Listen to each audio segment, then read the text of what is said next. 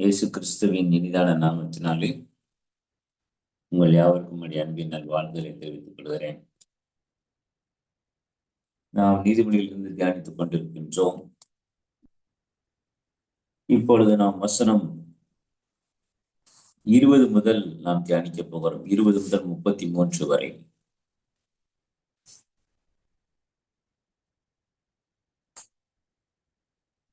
இருபது முதல் 33 வரை. First interlude. First interlude.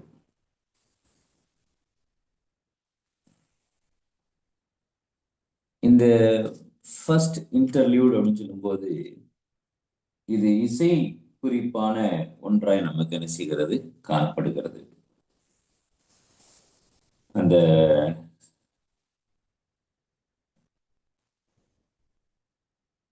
அல்லது ஒரு நாடகத்தினுடைய ஒரு காட்சி.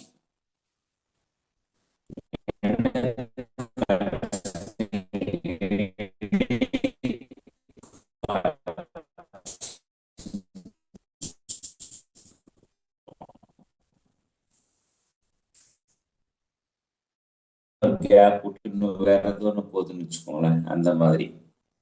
அப்ப இந்த இன்டர்வியூன்னு சொல்லும் போது இது நாடகத்தன்மையுடைய நாடகத்தில் ஏற்படக்கூடிய இடைக்காட்சி, இடைமாற்றுதல், இந்த மாதிரி இடைமாற்றம். ஞானம் கூப்பிடுகிறது இல்லையோ அப்படின்னு ஆரம்பிக்குது. 20ஆம் வசனத்திலிருந்து நமக்கு தொடங்குகிறது.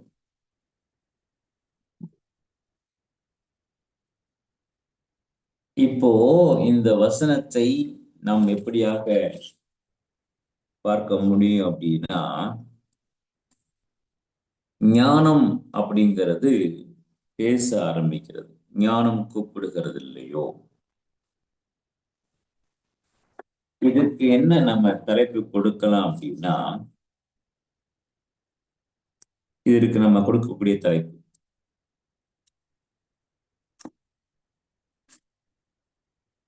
ஃபர்ஸ்ட் இன்டர்லியூட், முதல் இடைக்காட்சி. தலைப்பு போட்டுக்கோங்க, முதல் இடைக்காட்சி.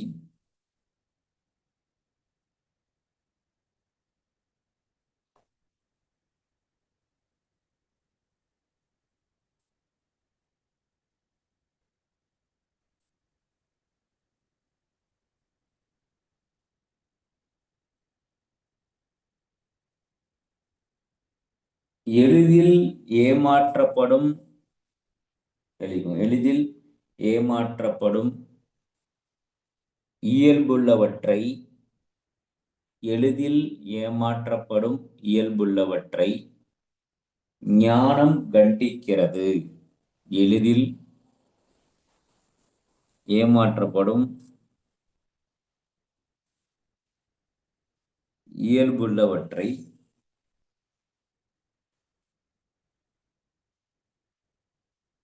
ஞானம் கண்டிக்கிறது.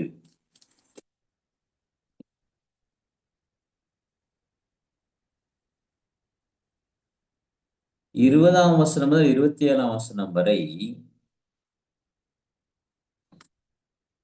ஒரு அடையாளப்படுத்தப்பட்டு பேசப்படுகிறதாய் இருக்கிறது. என்ன அடையாளப்படுத்தப்படுகிறது? இது எப்படி சொல்லணும் அப்படின்னா, இந்த நீதிமொழிகள் ஞானத்தை குறித்து பேச ஆரம்பிக்குது. பேச ஆரம்பிச்சுட்டு என்ன, யாரை கண்டிக்கிறது என்றால், நீ யாரெல்லாம் நீ சீக்கிரம் ஏமாந்து விடுவாயோ அவர்களை கண்டிக்க ஆரம்பிக்கிறது. இப்படியா சொல்லலாம். நாவல் எழுதும்போது ஃபிக்ஷன், நான் ஃபிக்ஷன் சொல்லுவாங்க. ஒரு நாவல் எழுதுறீங்கன்னா இது ஃபிக்ஷனா நான் ஃபிக்ஷனான்னு வகை இருக்கணும். ஃபிக்ஷன் என்றால் புனைவு. தமிழ்ல இது புனைவு, புனைவுன்னு சொல்லுவாங்க. புனைவு, புனைவு, அது போலி புனைவுன்னு சொல்லுவாங்க. அது தவறான கருத்து ஃபிக்ஷன் சொல்லும்போது. அப்போ இது என்ன நடக்குது? இந்த எதையெல்லாம் போலியாக இருக்கிறது, என்னவாக இருக்கிறது என்பதை ஞானம் என்ன செய்கிறது என்றால், ஏமாறக்கூடியவற்ற தன்மை என்னவெல்லாம் இருக்கிறதுங்கிறது ஞானம் என்ன செய்கிறது? அடையாளப்படுத்துகிறது. அடையாளப்படுத்துகிறது. வசனம் வசனம் 20 முதல் 27 வரை நாம இதை பார்க்க முடியும். ஒன்னொன்னா பார்ப்போம். கடைசியாக அப்படி சொல்லும்போது வசனம் 28 முதல் 33 வரை. ஆனால் மகனே அப்படி சொல்லும்போது 28 முதல் 33 வரை.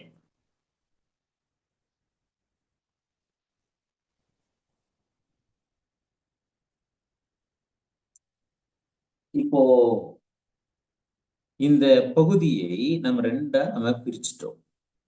20 முதல் 27 வரை ஞானம், அதாவது புனைவாக சித்தரிக்கப்படுகிறதான, புனைவாக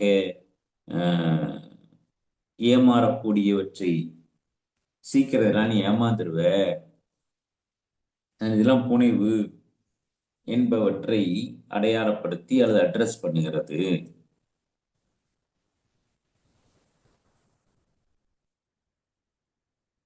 28ஆம் வசனத்திலிருந்து மகனே என்று சொல்லி அவர் ஆரம்பிக்கிறார். இதனுடைய முன்னுரையாக இன்னும் நம்ம பார்த்தோம் அப்படின்னா, இது ஒண்ணா நம்ம பேசுறார். என்ன பேசுறாருன்னா,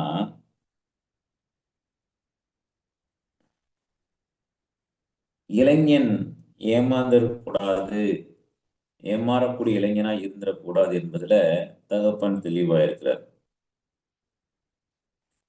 22, 23.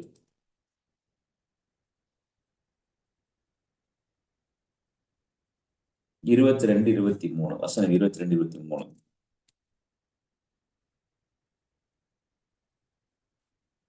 இப்போ வசனம் 20, 21 வச்சுக்கோமே.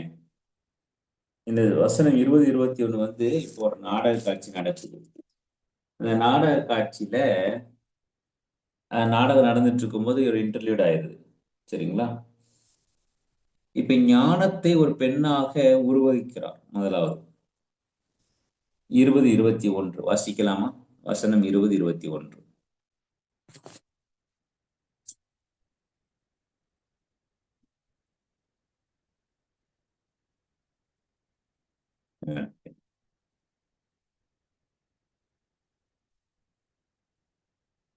ஞானம் வெளியே நின்று கூப்பிடுகிறது, வீதிகளிலே சத்தமிடுகிறது, அது சந்தடியுள்ள தெருக்களில் சந்ததியிலும் ஒளிமுக வாசல்களிலும் நின்று கூப்பிட்டு பட்டணத்தில் தன் வார்த்தைகளை வசனித்து சொல்கிறது. இப்ப ஞானத்தை என்ன செய்யறாங்க அப்படின்னா, ஒரு சைடு வாக் பிரீச்சர் என்ற வகையில் அடையாளப்படுத்துகிறார். அப்போ தகப்பன் என்ன செய்யறாருன்னா, அவருடைய அந்த பேச்சை அவர் டெவலப் பண்ண ஆரம்பிக்கிறார். ஞானத்தினுடைய பேச்சை அப்பா டெவலப் பண்றார். சரிங்களா? ஓகே. இது 20, 21 என்ன செய்யுதுன்னா, ஞானம் சைடு வாக் பிரீச்சர், தெருவோர பிரசங்கி. ஞானம் தெருவோர பிரசங்கி. 22 முதல் 23 இது என்ன கண்டிக்குதுன்னா, rebuke of the unresponsive gullible. rebuke of the unresponsive gullible. பேதைகளே, நீங்கள் பேதமை விரும்புவதும், நிந்தனைக்காரரே நீங்கள் நிந்தனை பிரியப்படுவதும், மதியினரே நீங்கள் அறிவை வெறுப்பதும் எவ்வளவு காலம் இருக்கும்? என் கடிந்து கொள்ளுதலுக்கு திரும்புங்கள், இதோ என் ஆவியை உங்களுக்கு ஊற்றுவேன், என் வார்த்தைகளை உங்களுக்கு தெரிவிப்பேன். The rebuke of the unresponsive gullible. அதாவது பொறுப்பற்ற அந்த எல்லாவற்றையுமே ஏற்றுக்கொள்ள முடியாத ஒரு தன்மையுடைய இருப்பாங்க இல்லையா, அவங்களுக்கு கண்டிக்கிறது. ரெண்டாவது கண்டிப்பு தான் போகுது. 24 முதல் 27 வரை, 24, 25. அவங்களுடைய ஆலோசனை கேட்காதனால ஞானம் அவர்களை கடிந்து கொள்கிறது. She accuses them, குற்றவாளியா சொல்றா, accuses them of rejecting her counsel. ஞானத்தினுடைய ஆலோசனையை தள்ளிவிட்டதினால் அவர்களை குற்றவாளியாக என்ன செய்றார், தீர்க்கிறார். She accuses them of rejecting her counsel. வசனம் 23, சாரி 21, 20, 24, 25. நான் கூப்பிட்டும் நீங்கள் கேட்க மாட்டோம் என்கிறீர்கள். நான் என் கையை நீட்டியும் கவனிக்கிறவன் ஒருவனும் இல்லை. என் ஆலோசனையை எல்லாம் நீங்கள் தள்ளி என் கடிந்து கொள்ளுதலை வெறுத்தீர்கள். அப்ப அவ என்ன செய்யறா, குற்றம் சுமத்துக்கிறார். அடுத்து 26, 27. She will reject them at the time of their judgment. அவர்களுடைய நியாய தீர்ப்பு நாளிலே அவள், இந்த இடத்துல அவள் என்பது ஞானம், ஞானம் அவர்களை கைவிடும் அல்லது தள்ளிவிடும். இதை 24, 25 வாசிக்கிறோம். சரி, 26, 27 வாசிக்கிறோம். 26, 27. ஆகையால் நானும் உங்கள் ஆபத்து காலத்தில் நகைப்பேன். நீங்கள் பயப்படும் காரியம் வரும்போது ஏளனம் பண்ணுவேன். நீங்கள் பயப்படும் காரியம் புயல் போல் வரும்போது, ஆபத்து சூறாவளி போல் உங்களுக்கு நேரிடும் போதும், நெருக்கமும் இடுக்கணும் உங்கள் மேல் வரும்போதும் ஏளனம் பண்ணுவேன். சரிங்களா? இது என்ன நடக்குது? 26, 27. ஞானம் இப்ப என்ன செய்யுதுன்னா அவங்கள ரிஜெக்ட் பண்ணிடுது. நியாய தீர்ப்புனால ஞானம் அவர்களை ரிஜெக்ட் பண்ணுகிறது. சரி,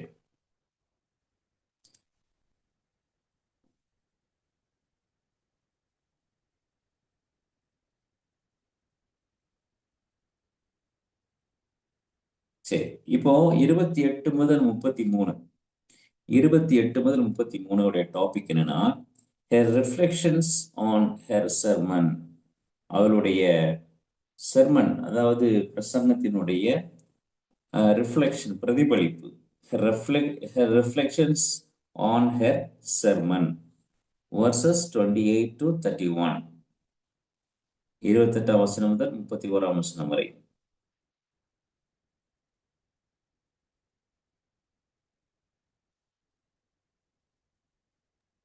அப்பொழுது அவர்கள் என்னை நோக்கி கூப்பிடுவார்கள். இப்போ நான் 2 வசனமா சொல்லிடுறேன். ஐயா ஐயா நான் 2 வசனமா சொல்லிடுறேன், தலைப்பை சொல்லிடுறேன். இப்போ அதுக்கு நம்ம வாசிப்போம். 28 முதல் 33 வரைக்கும் ஒரு பார்ட். சரிங்களா? இது பேர் என்ன பேருனா ரிஃப்ளெக்ஷன்ஸ் ஆன் ஹர் செர்மன். இப்போ இதையும் நம்ம உடைக்க போறோம். எப்படி உடைக்க போறோம் அப்படின்னா, எழுதிக்கோங்க. 1 வசனம்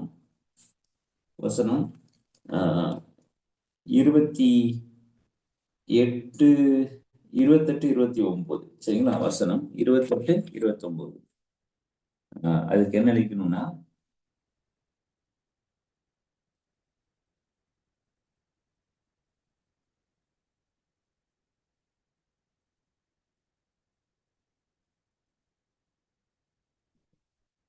என்ன அப்படின்னா,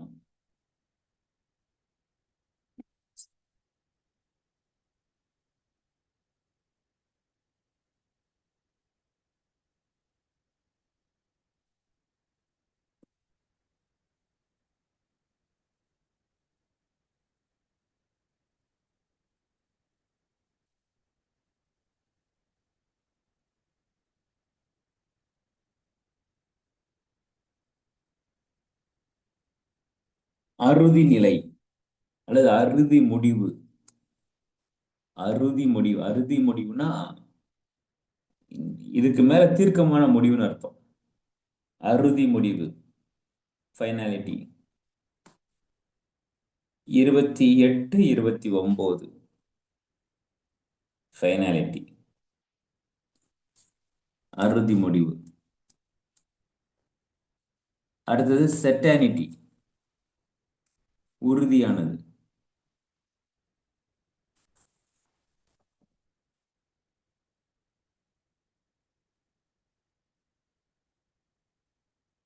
எட்டர்னிட்டி. 30 31. 30 31.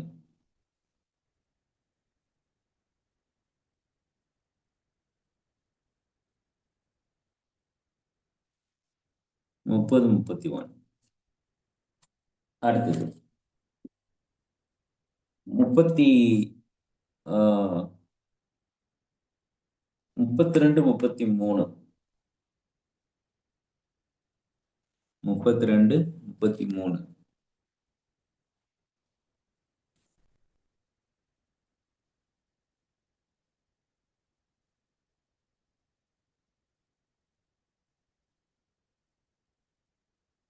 32 33 என்ன சொல்லப்படுதுன்னா,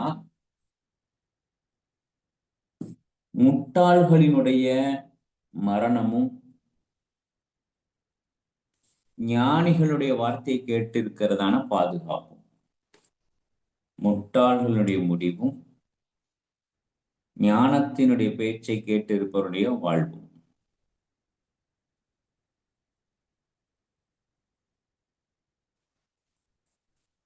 இந்த கேலிபிள் சொல்றோம் இல்லையா, GULLIBLE, கேலிபிள். கேலிபிள் என்பதற்கு எபிரேய வார்த்தை பேதாயிம். பேதாயிம். இந்த பேதாயிம் என்ற வார்த்தை தமிழில் பேதை. பேதாயிம்னா எபிரேய மொழி, பேதை, பேதைகள் அப்படிங்கிறது தமிழ். அந்த கேலிபிள் அப்படிங்கிற வார்த்தை பேதை என்பதற்கு கேலிபிள்ங்கிற வார்த்தையை பயன்படுத்துறாங்க.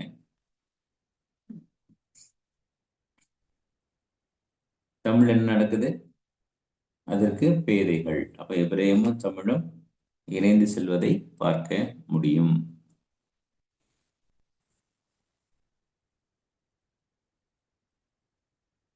இப்போ இந்த 20ஆம் வசனத்திலிருந்து 21ஆம் வசனம் நம்ம பார்க்க போறோம். Setting of the sermon. இந்த செர்மன் எப்படியாக செட் பண்ணப்படுகிறது?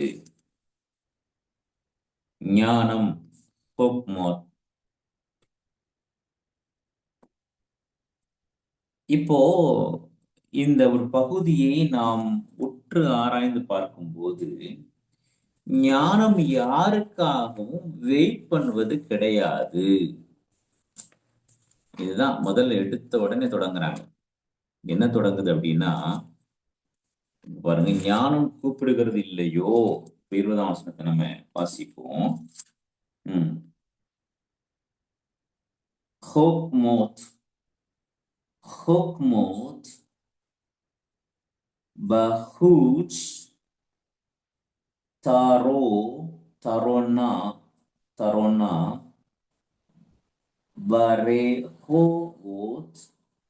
டிட்டேன் கோலாஹ். தமிழ்ல வாசிக்கலாமா? 20ஆவது ஸ்வரம். ஞானமானது வெளியே நின்று கூப்பிடுகிறது, வீதிகளில் சத்தம் விடுகிறது. சைடு வாக் பிரீச்சர் இல்லையா? நம்ம பார்த்தோம் இல்லையா? ஞானம் யாரு? ஞானம் சைடு வாக் பிரீச்சர். ஞானம் நின்று கூப்பிட்டு,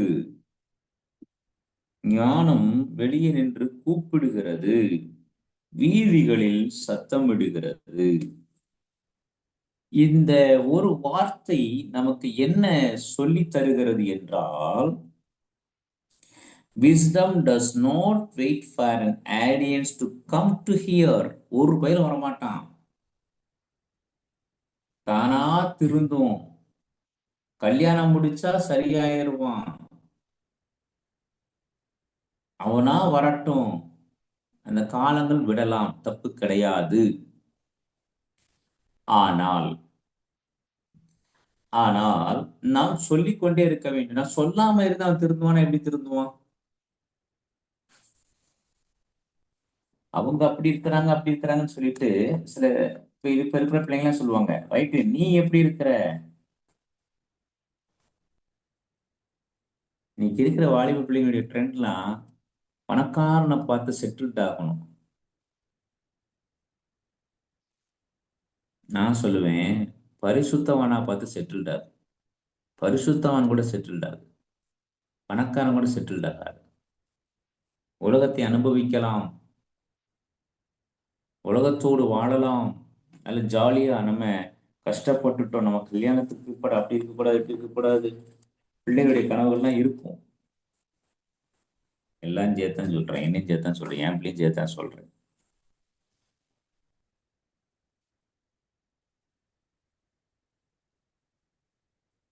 இப்போ இந்த ஞானம் கூப்பிடுகிறது, இந்த ஒரே வார்த்தையில முடிச்சிட்டாங்க பாருங்க. Wisdom does not wait for an audience to come to hear her. நீ என்கிட்ட வா, நான் அப்படின்னா தான் என்ன செய்வேன், உனக்கு சொல்லு அப்படின்னு சொல்ல. She has a mission both in home and in public. நல்லா குறிச்சுக்கோங்க. Wisdom உடைய mission not only the home. Mission has she has a mission. Wisdom has a mission both in the home and in public. வீட்டிலும் வெளியிலும் அவளுக்கு mission இருந்து கொண்டே இருக்கிறது.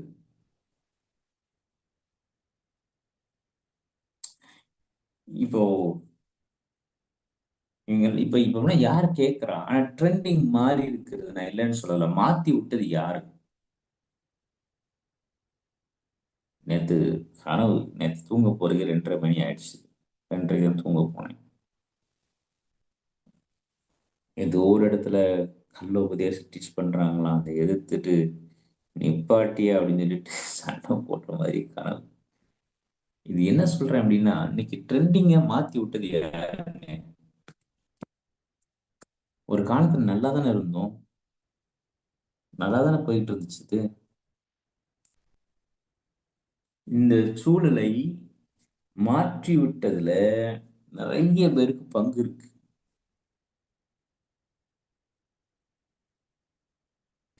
ஆத்துமா ரட்சிக்கப்பட்டுச்சு, நான் இல்லைன்னு சொல்லல. ஆனா இன்னைக்கு இது யார் மாத்தி விட்டீங்க? இன்னைக்கு தேரை இழுத்து தெருவில் விட்டுட்டான்னு தமிழர் பழமொழி சொல்லுவாங்க. தேர் இழுத்து தெருவில் விட்டுட்டு போயிட்டாங்க. இன்னைக்கு கடந்து யாரும் போக முடியாத அளவுக்கான வாசலை அடைச்சு வச்சுக்கிட்டு அது படுற பாடு. தேரை இழுத்து தெருவில் விட்டுட்டு இன்னைக்கு வேடிக்கை பார்த்துட்டு போயிட்டாங்க. கேட்டா இப்ப தேரை இழுத்து விட்டவங்க அத்தனை பரிசுத்தமான வேஷம் போட்டுட்டு இருக்கிறாங்க.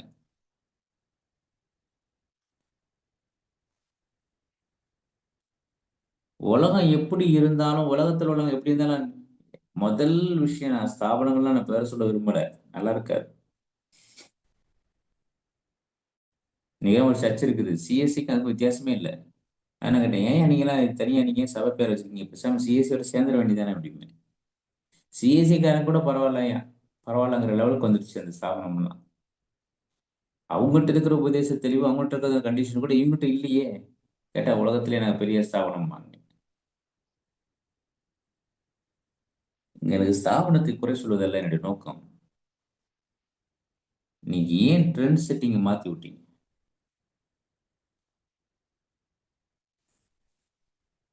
நேத்து எங்க வீட்டுக்கு பக்கத்துல ஒரு பெரிய ஒரு அகாடமி, ஸ்போர்ட்ஸ் அகாடமி, பெரிய கிரவுண்ட் அவங்களுக்கு இருக்கு. ஆண்டவர் அவங்க கிறிஸ்தவங்க, நல்லா நல்லா ஆண்டவருக்கு நல்லா இருப்பாங்க. நான் இது வரையும் அவங்க வீட்டுக்கெல்லாம் நான் போனது தெரியும், அவங்களுக்கு கிறிஸ்தவங்க தெரியும். அதை கூப்பிடுவாங்க, வாங்க பாஸ்டர், வாங்க பாஸ்டர், வாங்க. நான் போக மாட்டேன். அவங்க ஒரு சபைக்கு போறாங்க. அப்போ அவங்க கூப்பிட்டு, நம்ம வர வர ஹீப்ரு நடத்துறோம், மதுரையில் நடத்திட்டு இருக்கிறோம். அப்போ அங்க உள்ள பாஸ்டர் வந்துட்டார். அவர் அண்ணன் தான் சொல்லுவேன். தம்பி எங்க இருக்கீங்கன்னு கேட்டாரு. நான் வீட்டில் இருக்கேன் அப்படின்னு. வந்திருக்கேன், வீட்டுக்கு வாங்கினேன்னு சொல்லிட்டு கூப்பிட்டேன். என்ன தம்பி, வந்து உட்கார்ந்தா யாருன்னு கூட கேட்க மாட்டேக்காங்க, அவ்வளோ கம்முன்ட்டு இருக்காங்க. நம்ம மதுரையில் எங்க கிளாஸ் நடத்துறோம் அப்படின்னா, அந்த தெளித்தேன் விருந்துன்னு ஒரு புத்தகம் இருக்கும், 4 volume. First Thangamani, first T Thangamani எழுதியிருப்பாங்க. தெளிதேன் விருந்து தெரியாதவங்களே இருக்க மாட்டாங்க. 4 வால்யூம் 5 வால்யூம் இருக்குது.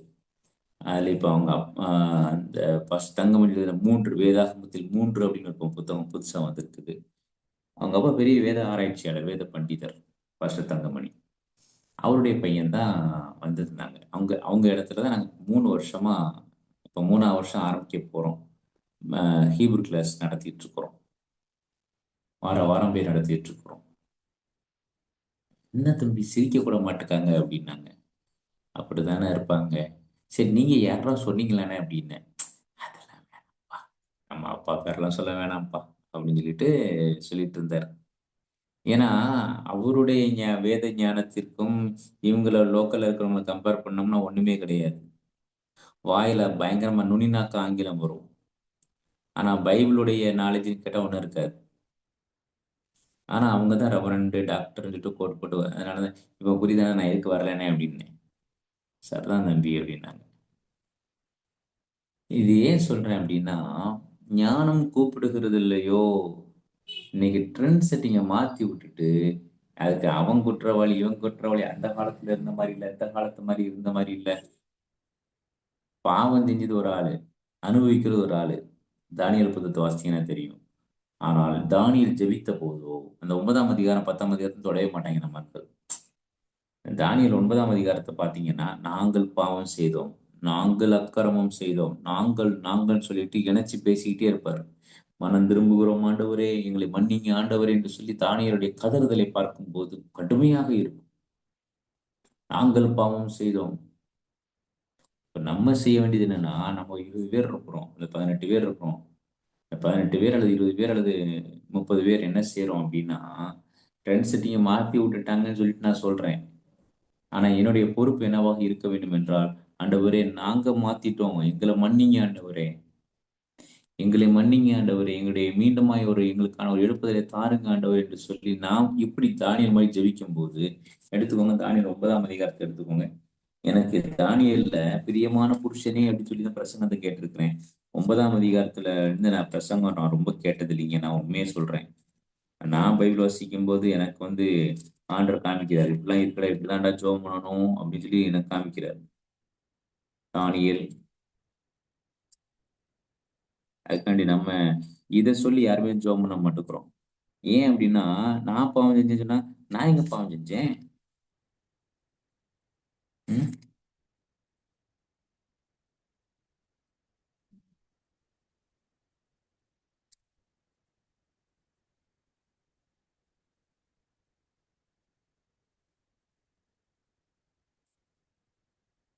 ம். அவனுக்கு முதல் வசனத்தை வாசிங்க, நேரம் 9ஆம் வசனம், 9ஆம் அதிகாரம் 1ஆம் வசனம். கல்தேயருடைய ராஜ்யத்தின் மேல் ராஜாவாக்கப்பட்ட மேதிய குலத்தனாகிய அகாஸ்வேருவின் புத்திரனான தரியு ராஜ்யபாரம் பண்ணுகிற முதலாம் வருஷத்திலே வாசிங்க வாசிங்க வாசிங்க. தானியேலாகிய நான் எருசலேமின் பாழ்கடிப்புகள் நிறைவேறி தீர 70 வருஷம் செல்லும் என்று கர்த்தர் எரேமியா தீர்க்கதரிசியோ நான் உபவாசம் பண்ணி இரட்டிலும் சாம்பலிலும் உட்கார்ந்து தேவனாகிய ஆண்டவரை ஜெபத்தினாலும் விண்ணப்பங்களினாலும் தேட என் முகத்தை அவருக்கு நேராக்கி என் தேவனாகிய கர்த்தரை நோக்கி ஜெபம் பண்ணி பாவ அறிக்கை செய்து அப்பா ஆண்டவரே. ஒரு நிமிஷம் பாஸ்டர். முதல்ல இன்னைக்கு சபைகளை காணப்படாத துக்கமான ஒரு விஷயம் என்ன தெரியுமா? முதல்ல என்ன நடக்கும்னா, பாவ அறிக்கையே செய்ய மாட்டேங்கான். வந்த உடனே முழங்கால் போட்டு அபிஷேகத்தில் நிரம்புறான். கள்ள பயல்களா, நீங்க வாரம் முழுக்க நீ எவ்வளவு பொய் சொல்லியிருக்கிற, யாரெல்லாம் ஏமாத்தி இருக்கிற, செஞ்சிருக்கிற, உள்ளுக்குள்ள வந்தோடனே பரிசுத்த வேஷம் போடுற. பாவ அறிக்கை செய்து ஒப்பு கொடுத்து கண்ணீர் வடித்து, இந்த வாரம் ஆண்டவர் உமக்கு பிரியமில்லாத நான் என்ன செய்திருக்கேன்னு சொல்லி அறிக்கையே செய்ய மாட்டேங்கிறாங்க. உடனே பாட்டுல போடுறான், டான்ஸ் ஆடுறான், குத்தாட்டம் போடுறான், அபிஷேகம் வருது, அந்நிய பாஷை வருது, சர்ச்சு முடிஞ்ச உடனே ரைட் கடையை இழுத்து மூடிட்டு இவன் வேற வேலைக்கு போயிடுறான். தானியேல் எனக்கு 9ஆம் அதிகாரத்தை டீச் பண்ணி நான் அதிகமா நான் பார்த்தது இல்லை. தானியேல் பாருங்க, பாவ அறிக்கை செய்து சொல்றாரு. இப்ப பாருங்க 5ஆம் வசனம் வாசிங்க ஐயா. 5ஆம் வசனம் வாசிங்க. நாங்கள் பாவம் செய்வோம். போதும். நாங்கள் தானியேல் பாவம் செஞ்சாரா? கர்த்தருக்கு பிரியமான புருஷனேன்னு சொல்லப்பட்டார்ல, பாவம் செஞ்சாரா? ஆனா தானியேல் சொல்ல, நாங்கள் பாவம் செய்து அக்கிரமக்காரராய் இருந்து துன்மார்க்கமாய் நடந்து. 8ஆம் வசனத்தை பாருங்க, நாங்கள் உமக்கு விரோதமாக பாவம் செய்தபடியால். 9ஆம் வசனம் பாருங்க, நாங்கள் அவருக்கு விரோதமாக கலகம் செய்தோம், எங்கள் தேவனாய் கிடத்தது எங்களுக்கு இரக்கங்கள் உண்டு. அப்ப நாங்கள் செஞ்சிருக்கிறோம் ஏன் ஜனம் பண்ணிருக்குது. இப்படிதான் தானியலுடைய ஜெபம் இருந்துச்சு.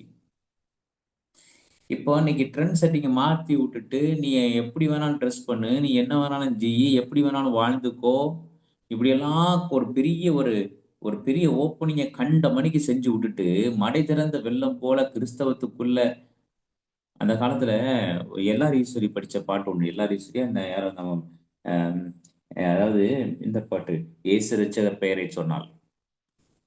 உடனே இந்த இது நான் கேள்விப்பட்டது, நான் கேள்விப்பட்டது சரிங்களா? சில விஷயங்களை பார்க்கவும் செஞ்சிருக்கிறோம். பேய் ஓட்டும்போது சௌரி முடி வச்சிருப்போம். எவ்வளவுதான் துரத்தினாலும் போவாது. நான் கண்ணால் பார்த்துருக்கிறேன். ஏன் அப்படின்னா, ஆஹ், நீ யாரு ஏன் போக மாட்டேங்கன்னு சொல்லி கேட்டாச்சுன்னா பிசாசு சொல்லும், இவ தான் சௌரி முடி வச்சிருக்காருல்ல, நான் எப்படி போவேன்?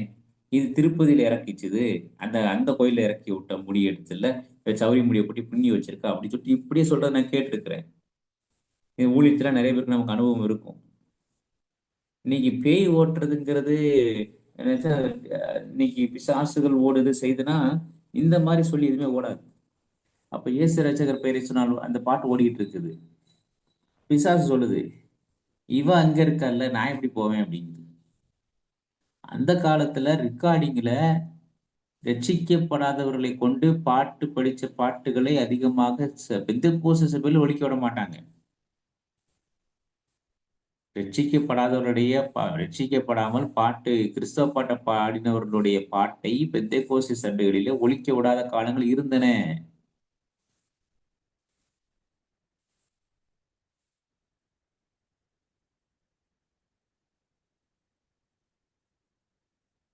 ஞானம் கூப்பிடுகிறது இல்லையோ, அது வெளியில. இப்ப நான் வரியில தான் நிக்கிறேன், எனக்கு இந்த வரிட்டு போக முடியல. அப்போ பாருங்க, the setting of this instruction in the street, outside of the houses of your town, contrast to the teaching of the hearing son in the home. வீட்டுல படிக்க வேண்டிய ஒருத்தனை பிடிச்சி வீட்டுக்குள்ள அந்தரங்கத்திலே போதிக்க, அந்தரங்கத்திலே சொல்ல வேண்டிய, அந்தரங்கத்திலே நீ உட்கார, நீ இப்படி பைய செய்ய சொல்லிட்டு வீட்டுல நங்க நங்க நங்க நங்கன்னு குற்ற வேண்டிய ஒரு விஷயம். இப்ப ஞானம் தன்னுடைய மிஷனை வெளியே கொண்டு வந்துருச்சு. இப்ப ஞானத்துக்கு ஒரு மிஷன் இருக்கிறது. என்னவென்றால், வீடு, வீதிகள், அடுத்தாப்புல பெருக்கள், கூப்பிடுப்பாங்க, வெளியே நின்று கூப்பிடுகிறது. வெளியே, out side street, out side and street. இப்போ ஹோம், அவுட் சைடு, ஸ்ட்ரீட் வந்துருச்சு. கெட்டு பேராதீங்கடா, திருந்துங்கடா திருந்துங்கடா என்று சொல்லி.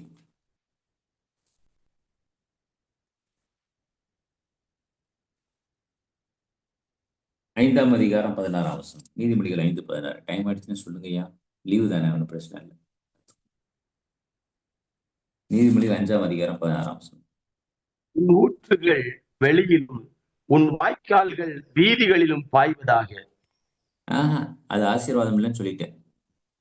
பாய வேண்டுமோ, இது நம்ம ஏற்கனவே டிஸ்கஸ் பண்ணிட்டோம் சரிங்களா? அவுட் ஆஃப் டோர், இப்போ நான் சொல்றேன் அவுட் ஆஃப் டோர், வீட்டுக்கு வெளியில, கதவுக்கு வெளியில. 7ஆம் அதிகாரம் 12ஆம் வசனம். இப்ப ஞானம் ஏன் தெருவுக்கு வருது? ஞானம் ஏன் வீட்டை விட்டு வெளியே வந்து நின்று கூப்பிடுது?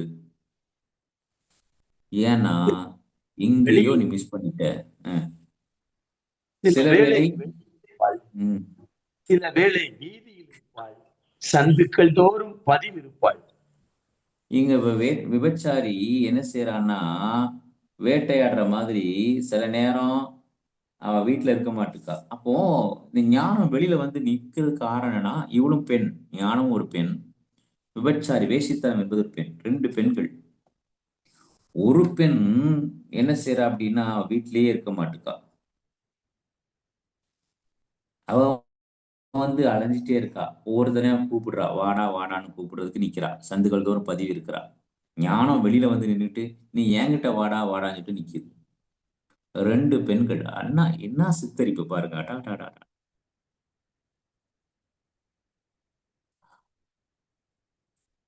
என்ன சித்தரிப்பு. ஒருத்தி வெளியில நின்னுக்கிட்டு விபச்சாரம் பண்ணவான்னு கூப்பிடுறா. ஒருத்தி நீ விபச்சாரம் பண்ண போகாத, நீ என்கிட்ட வந்து நீ நல்லவனா மாறி நீதிமானா இருந்துட்டு கூப்பிடுறா. அடுத்து வாசிப்போம். 22:13.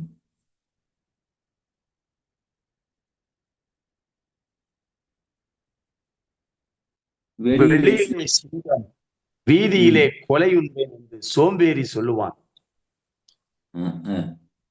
வெளியில போனா சிங்கம் இருக்குது, கடிச்சிரும். இது சோம்பேறியோடைய அடுத்த ஒரு வார்த்தை. நான் வீட்டை விட்டே நகர மாட்டேன், வீட்டுக்குள்ளே கிடப்பேன். இது ஒரு வகையான சோம்பேறி. எப்படிலாம் இருக்காங்க பாருங்க. ஒருத்தன் வீட்டை விட்டே வெளியே கிடக்கான், ஒருத்தன் வீட்டுக்குள்ளே கிடக்கான். அப்ப அவன் வீட்டுக்குள்ள இருக்கிறவனுக்கும் போதனை தேவை, வெளியில நிக்கிறவனுக்கும் போதனை தேவை. ஞானம் கதறுது. அடுத்து வாங்க 24:27.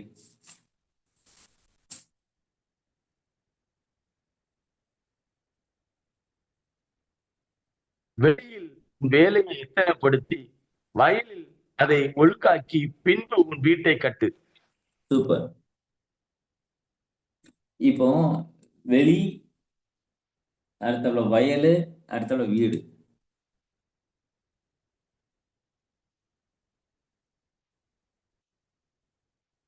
அப்போ வீட்டுக்கு வெளியில 2 வகையான பெண்கள் இருந்து கொண்டே இருக்கிறார்கள். இன்னைக்கு அதாவது அந்த காலத்துல தினத்தந்தி பேப்பர்ல வரும், அழகிகள் கைது அப்படின்னு. விபச்சாரத்திற்கு கூப்பிட்டாங்க. இதெல்லாம் நம்ம ஓப்பனா பேசி ஆகணும். விபச்சாரத்திற்கு கூப்பிட்டாங்க என்று சொல்லி அழகிகள் கைது. அப்ப விபச்சாரியை பிடிச்சாங்கன்னா அந்த காலத்துல கேஸ் போடும்போது முதல் கேஸ் என்னன்னா மொட்டை போட்டு விடுவாங்க. விபச்சாரியை பிடிச்சாங்கன்னா விபச்சார கேஸ் போடுவாங்க. பெண்கள் மேல விபச்சார கேஸ் போட்டாங்கன்னா போட்டோ போடுறதுக்கு முன்னாடி மொட்டை அடிச்சிருவாங்க. இது நடந்து. ஏன்னா இப்ப யாரும் அந்த மாதிரி, யாரும் லா படிச்சவங்க யாரும் இருக்கீங்களா? இப்ப யாரும் அந்த மாதிரி மொட்டை அடிச்சு பேப்பர்ல யாரும் அந்த மாதிரி தெரியல. நீங்க பழைய காலத்துல 25 வருஷம் 35 வருஷத்துக்கு முன்னாடி உள்ள தினத்தந்தி பேப்பரை பார்த்தீங்கன்னா இப்படிதான் இருக்கும். அழகிகள் கைது, விபச்சாரத்துக்கு கூப்பிட்ட அழகிகள் கைது அப்படின்னு சொல்லிட்டு மொட்டை அடிச்சு விட்டுருவாங்க. இப்போ கவர்மெண்டே சொல்லுது, யார் கூட இருந்தாலும் எனக்கு பிரச்சனை கிடையாதுன்னு சொல்லிட்டு சட்டத்தையே நீக்கிட்டாங்க. அடுத்தவன் அதாவது மேஜரான 2 பேர் இப்ப கள்ளக்காதல் அப்படிங்கிற பேர்லாம், இப்ப நான் போலீஸ்ல போய் கம்ப்ளைண்ட் கொடுக்குறேன்னு வச்சுக்கோங்களேன், இவன் இந்த மாதிரி பண்றாங்க அல்லது ஒருத்தன் வந்து கம்ப்ளைண்ட் கொடுக்குறேன், என் மனைவி வந்து இன்னொருத்தனோட கான்டாக்ட்ல இருக்கிறா, செய்யறா, வைக்கிறா, நீங்க அதை வந்து கண்டிக்க வைங்கன்னா, அந்த சட்டத்தை எடுத்து 5 வருஷத்துக்கு மேல 10 வருஷத்துக்கு மேல ஆகிப்போச்சு, அந்த சட்டமே இப்ப செல்லாது எப்போயா அப்படின்ட்டுருவாங்க. வந்தா கூப்பிட்டுக்கோ, நான் இதுக்கெல்லாம் கேஸ் போட முடியாதுன்றாங்க போலீஸ். ஏனென்றால் அவரு நல்ல சுப்ரீம் கோர்ட்டு என்ன செஞ்சிருச்சு, அந்த சட்டத்தை நீக்கி விட்டது. ஆர்டிகல் 375 370 தெரியல, எனக்கு மறந்துட்டேன். பழைய அரசமைப்பு சட்டத்தில் 370 காஷ்மீரோ, இது எனக்கு டப்புன்னு மறந்து போச்சு. அதை எடுத்து விட்டாங்க. இப்போ என் மனைவி இன்னொரோடு தவறான கள்ள தொடர்புல இருக்கிறா அப்படின்னு சொல்லிட்டு கேஸ் கொடுத்தா வாங்க மாட்டாங்க ஐயா. எவ்வளவு சுதந்திரமான நாடு பாத்தீங்களா?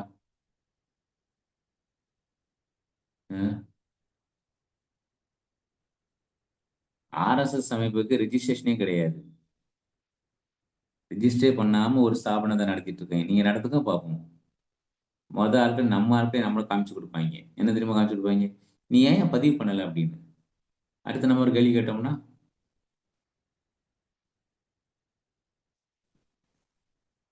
ஏன் உண்மையை சொல்றேன், நான் ட்ரஸ்ட் வச்சு நிறைய லாஸ் ஆனேன். ட்ரஸ்ட் ஆரம்பிப்பேன்னு சொல்லிட்டு நான் ஆசைப்பட்டு ஆரம்பிச்சேன். அப்புறம் தான் புத்தி வந்துச்சு, இதெல்லாம் ஒரு மாயை அப்படின்னு. சர்ச்சு வச்சிருக்கிறவங்க வச்சுக்கோங்க, நான் சர்ச்சு நடத்துறவங்க நான் சொல்ல வரல. தயவுசெய்து சபை நடத்துகிறவர்களுக்கு கட்டாயமாக அந்த காணிக்கை வந்தவருடைய வரவு வரணும், போகணும், செய்யணும். அதெல்லாம் நீங்க கட்டாயமா வச்சுக்கணும். அதை தவிர்த்து ஊழியம் பண்றவங்களுக்கு சொல்றேன். எனக்கு ட்ரஸ்ட் கிடையாது. நான் பைபிள் காலேஜ் நடத்துறேன், சர்டிஃபிகேட் கொடுக்குறோம்.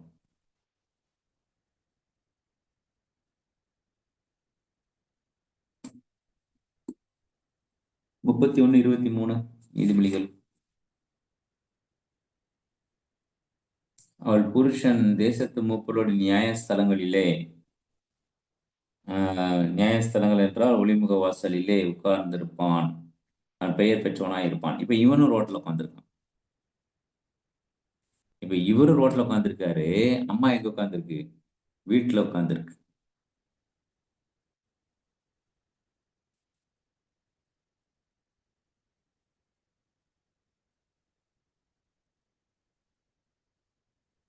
இப்போ இந்த காட்சிப்படுத்தலை நீங்க கொண்டு தனித்தனியா அதாவது மோட்ச பிரயாணத்துல வந்து மாயாபுரி சந்தைன்னு ஒரு பகுதி வரும்.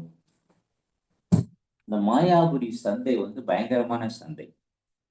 இதுல நீ சிக்கிறாதப்பா அப்படின்னு சொல்லிட்டு அதுல அச்சய கிருஷ்ணத்துல நல்லா எழுதுவார். என்ன எழுதுவார் அப்படின்னா, காமநூல் படிப்பர் அப்படின்னு சொல்லிட்டு நிறைய எழுதுவார். மாயாபுரி சந்தையில வாழ்க்கையை தொலைச்சிட்டாங்க. இந்த மாயாபுரி சந்தை என்பது ஒரு பெரிய சந்தை. அந்த மாயாபுரி சந்தையோடைய வைத்து நான் ஒரு கற்பனை கதையை நான் ஒரு உரையாடலை என்னுடைய இரவு நேர தியானங்களை நான் இப்போ எழுதுறது இல்லை, டைம் இல்லை எனக்கு. இல்லைன்னா அதுக்காக 3 மணி நேரம் எக்ஸ்பென்ஸ் பண்ணுவேன், செலவுக்கு டைம் ஸ்பெண்ட் பண்ணி என்ன செய்வேன்னா, அந்த ஒரு 3 நிமிஷத்துல நீங்கள் வாசித்து முடிச்சிடுவீங்க, அது 4 நிமிஷத்துல வாசித்து முடிச்சிருவீங்க. அவ்வளோ அந்த 4 நிமிஷத்துல வாசிக்கிறதுக்கு நான் 3.5 மணி நேரம் நான் டைம் எடுத்து எழுதுவேன். அந்த மாயாபுரி சந்தையினுடைய ஒரு பெரிய டயலாக்கே ஓடிக்கிட்டு இருக்கும். அப்போ ஃபெலிக்ஸ் இருக்காங்க இல்லையா, சாத்தான் படத்துல, அப்பா பையனை கொண்டுட்டாங்க, அது லாக்டவுன் பீரியடு. அப்போ அந்த நேரத்துல நான் அந்த சம்பவத்தை வச்சு ஒரு உரையாடலே எழுதினேன். மாயாபுரி சந்தை எப்படி இருக்கும் அப்படின்னு. கிறிஸ்தியான், அடுத்தப்புறம் வந்து ஜூரிஸ், அடுத்த அந்த அந்த அது இந்த கிறிஸ்டியானுடைய இதுக்குள்ள நானும் நுழைஞ்சுக்கிடுவேன். அப்போ நான் நுழைஞ்சுக்கிட்டு கேட்டுட்டே வரேன். இது ஃபுல்லாகவே கிருஷ்ணபிள்ளையுடைய அந்த பாட்டினுடைய தாக்கம். நான் ஓப்பனாக சொல்கிறேன். அந்த மாயாபுரி சந்தை எப்படிலாம் இருந்துச்சு அப்படின்னு சொல்லிட்டு அவர் சொல்லியிருக்கும்போது, நீ எங்கேருந்து வரேன்னு கேட்பாரு கிறிஸ்டியான். நான் வந்து நாவலந்தீவுலேருந்து வரேன் அப்படின்னு சொல்லுவேன். நாவலந்தீவுனா என்னன்னு கேட்பாரு. முக்கடல் சங்கமிக்கும் இடம், இது வந்து தென்பாண்டியர்களுடைய இடம். ஓ அப்படின்னா இந்தியாவான்னு கேட்பாரு. அந்த இந்தியாங்கிறத அந்த வேர்டை வராமல் நாவலந்தீவுங்கிற பேர்லேயே நான் எழுதியிருப்பேன். அப்போ பேசிக்கிட்டே வருவார். அப்போ இந்த நாவலந்தீவுல வந்து சாரி, இந்த மாயாபுரி சந்தையில வந்து அப்போ நான் கேட்பேன், என்ன கிறிஸ்டியான் உங்க ட்ரெஸ் மட்டும் வித்தியாசமா இருக்குது? இன்னைக்கு இருக்கிற நிறைய பேர் வந்து இந்த மாயாபுரி சந்தைக்கு தகுந்த மாதிரி தன்னுடைய முடி ஸ்டைலு, ட்ரெஸ் ஸ்டைலாம் மாத்திட்டாங்க, நீங்க ஏன் மாத்தல? இப்படிலாம் மாத்தியாச்சுன்னா அவன் திருந்துவான்னு நினைக்கிறான், அதான் தப்பு அப்படின்னு சொல்லிட்டு கிறிஸ்டியான் பேசிக்கிட்டே வருவார். பேசிக்கிட்டே வரும்போது உண்மைங்கிறவனையும் நீதிங்கிறவனையும் கொன்று எரிச்சிருவாங்க. பொண்ணு எரிச்ச உடனே ஜூரிகள் வந்து கத்துவான், யாரா நீங்க வைங்க அப்படின்னு சொல்லிட்டு பயங்கரமா கத்துவாங்க. அப்போ இயேசு கிறிஸ்துவை பத்தி சொல்லிட்டாங்க, அதனால கொண்டுட்டாங்க அப்படின்ட்டு இந்த ரத்த சாட்சிகள் ஒரு சில பேரை கொண்டு வந்து போயிட்டே இருக்கும். கடைசியில நான் ஒரு இடத்துல நின்றுவேன். என்ன உடனே கிறிஸ்டியன் கேட்பாரு, நான் மீன்ஸ் அந்த பர்சன், அந்த கிறிஸ்டியன் கேட்பாரு, என்ன நீ வரலையா, மோட்ச பிரயாணத்துக்கு நீ வரலையா அப்படின்னு பார்ப்பேன். இல்லை, மாயாபுரி சந்தை விட்டு நீங்க போயிட்டீங்க, இன்னும் ஒருவேளை மாயாபுரி சந்தைக்கு நேரம் தங்களை மாத்திக்கிட்டாங்க, நான் வேணா சொல்லுங்க, நான் அந்த டயலாக் நான் திருப்பி தேவையில்லை உங்களுக்கு நான் பிடிஎஃப் அனுப்பி தரேன். நானும் கொஞ்சம் பேரை என்ன செய்றேன், நிறைய பேர் மாயாபுரி சந்தையில உள்ளவங்களை ரட்சிக்கணுங்கிறதுக்காக அந்த வேஷம் போட்டுட்டு திருப்பி மாயாபுரி சந்தையுடைய சகதியிலே சிக்கிக்கிட்டாங்க. ஆனா திருப்பியும் நான் என்ன செய்யணும், அவங்க நான் இழுத்துட்டு வரேன் அப்படின்னு சொல்லிட்டு அங்க அந்த 3ஆம் நபர் நிக்கிற மாதிரி இருக்கும். இவர் ஏசு கிறிஸ்து சொல்லிட்டு ஆரம்பிப்பார். உடனே ஜூரிகள் கேட்பான், யார் இவன் அப்படின்னு. கிறிஸ்டியான் மாதிரி இன்னொருத்த வந்து நிக்கிறான் அப்படின்னு சொல்லிட்டு வேலைக்காரங்க சொல்லுவாங்க. ஜூரிகள் சொல்லுவாங்க, இவனுங்க அடங்கவே மாட்டாங்களா அப்படி அந்த காட்சி முடியும்.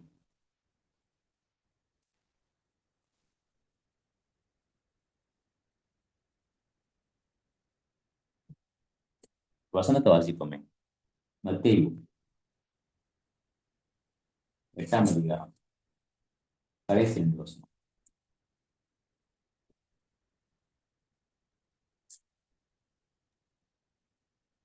மத்தேயு 8 கடைசி 2. அவைகளை மேய்த்தவர்கள் ஓடி பட்டணத்தில் சென்று இந்த சங்கதிகள் எல்லாவற்றையும் பிசாசு பிடித்திருந்தவர்களுக்கு சம்பவித்தவைகளையும் அறிவித்தார்கள். அப்பொழுது அந்த பட்டணத்தார் யாவரும் இயேசுவுக்கு எதிர்கொண்டு வந்து அவரை கண்டு தங்கள் எல்லைகளை விட்டு போகும்படி அவரை வேண்டிக் கொண்டார்கள். விருந்தா கொடுப்பாங்க இல்ல விருந்தா கொடுப்பாங்கன்னு கேக்குறேன். ஒருத்தன் ஒருத்தன் பிசாசின் பிடி வந்து விடுதலை ஆனா 3000 பண்ணி செத்துருச்சுது. Business loss. இது ஏற்கனவே பேசி இருக்கிறேன். அதனால எனக்கு ஞாபகம் இருக்கு. என்னடா பேசுனதே பேசுறானே நீங்க நினைக்காதீங்கன்னு. பிசினஸ் லாஸுங்க. 3000 பண்ணி வச்சுட்டு இருக்கிறோம். Business loss. நடந்தது என்ன? ஒரு மனிதன் a person, one man delivered from the devil's spirit. பிசாசின் பிடியிலிருந்து ஆதிக்கத்திலிருந்து ஒரு மனிதன் விடுதலை ஆனான். இன்னொரு டீமுக்கு வந்து 3000 பண்ணி லாஸ் ஆயிடுச்சு. இவன் சொல்றான், வராதிங்க, போயிருங்க. இயேசுவை பத்தி சொன்னா ஓடிரு. The world never welcome the good news. The world never welcome good news. A gospel of Christ. இன்னைக்கு நிறைய பேர் நினைச்சுக்கிட்டோம், நம்ம போனா அப்படியே ரத்தன கம்பளம் போட்டு வரவேற்பாங்கன்னு. வெளியே போடா அப்படின்னு தான் சொல்லுவாங்க. இன்னும் சொல்ல போனா வெளியே போடா நாயே கூட நம்மளை சொல்லலாம். ஏன்னா மனம் திரும்புதல் அவ்வளவு வல்லமையானது. கிறிஸ்துவின் சுவிசேஷம் அவ்வளவு வல்லமையானது. They never welcome.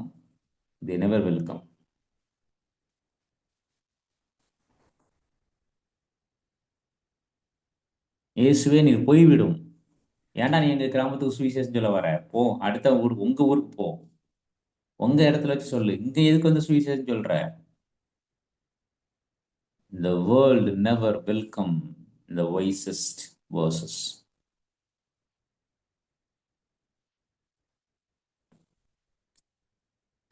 ஞான ரோட்ல இறங்கி ப்ரீச் பண்ணிட்டே இருக்குது, நீ வா கேளு அப்படின்னு. அவன் வரட்டும், நம்ம சொல்லுவோம்னு ஞானம் அமைதியாக இருக்கவில்லை. தொடர்ந்து தியானிப்போம். கர்த்தர் ஆசீர்வதிப்பார். ஆமென். ஷாலோம்.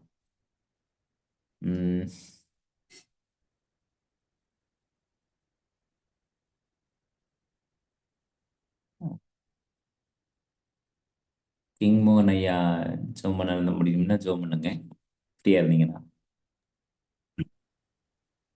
நல்ல தகப்பனே, இந்த நல்ல பரிசுத்தமான கால வேளையில இயேசு கிறிஸ்துவினால் பரிசுத்த ஆவியானுடைய ஓடும் சமூகத்தில் இருக்கிறோம்பா. ஒவ்வொரு நாளும் சமூகத்திலிருந்து கொள்வது எவ்வளவு பெரிய பாக்கியம் ஆண்டவரே.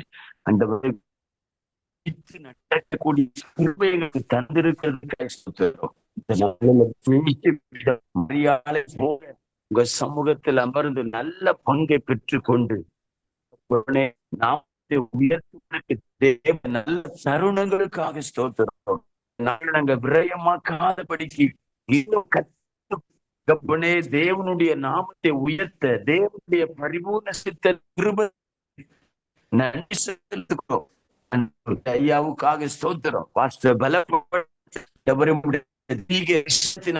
பரலோக வெளிச்சத்தை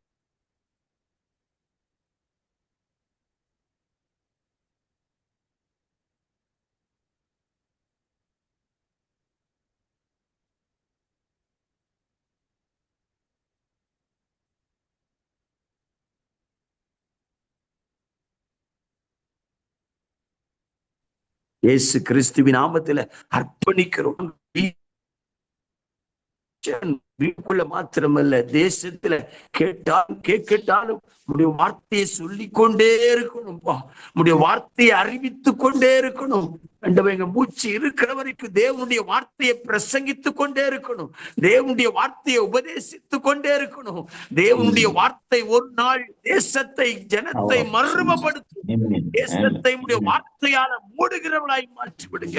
அன்றைக்கு அப்போஸ்தலர்களால, அப்போஸ்தலருடைய உபதேசத்தினால அந்த பட்டணத்தை நிரப்பினார்கள். இதோ நாங்களும் இந்த நாட்கள் எங்க தேசத்தை, கிராமத்தை வார்த்தையால் நம்புகிறவர்களாய் மாற்றி விடுங்க. அப்படிப்பட்ட தாகம் உள்ளவர்களாய், அந்த தெளிவான மிஷன் உள்ளவர்களாய் இருக்கிற ஒருவரின் நிலைநிறுத்துங்கப்பா. கிருபை நிரப்பி நடத்தட்டும். உங்களுடைய கரத்துல படைக்கிறோம். நாங்கள் பேசுகிறவளாய் மாத்திரமல்ல, செயல்படுகிறவளாய் விளங்கி அர்ப்பணிக்கிறோம். தொடர்ந்து எங்களுக்கு கிருபை தாங்க. கற்றுக்கொள்ள நல்ல ஆர்வம் இருதயத்தையும் சூழ்நிலைகளையும் நல்ல பலனையும் தந்து நடத்துங்கப்பா. இப்படி உண்மைக்கு படையட்டும். தாழ்த்துவர் இயேசு கிறிஸ்துவின் நாமத்தினால. ஆமென். ஆமென். ஆமென். என் ஆத்துமாவே கர்த்தரை ஸ்தோத்திரி, என் முழு உள்ளமே பரிசுத்த நாமத்தை ஸ்தோத்திரி. என் ஆத்துமாவே கர்த்தரை ஸ்தோத்திரி, அவர் செய்த சகல உபகாரங்களையும் மறந்தேன். ஆமென். Shalom to all. God bless you. Shalom. Shalom. Shalom ஐயா. Shalom. Thank you, Pastor.